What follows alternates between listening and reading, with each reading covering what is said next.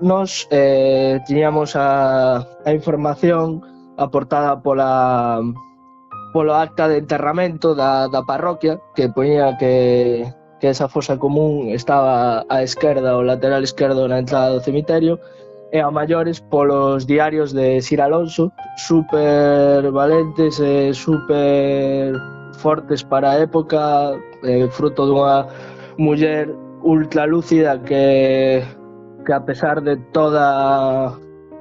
esa loita, ese pesar que tiña que ter pola desaparición do seu marido, tivo os pés de plomo como para levar a cabo esa investigación,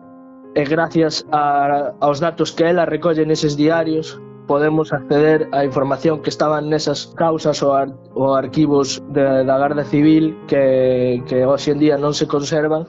e que tamén apuntaban a ese lugar de enterramento dentro da parroquia de Berto. Atopábanse con síntomas claros dunha morte violenta, e con evidencias de que estiveran os corpos 3 días a intemperie antes de que os veciños se atreveran a darlle sepultura, porque sempre os deixaban tirados os represores fascistas nas estradas, non? Cada un deles estaba cunha ferida de bala no cráneo, co proxectil aloxado no cráneo. Un deles en concreto tiña 5 proxectis máis ao longo do corpo, que supoño que foi porque cando o sacaron do cárcere da Coruña xunto cos 3 compañeiros sabía ben o destino que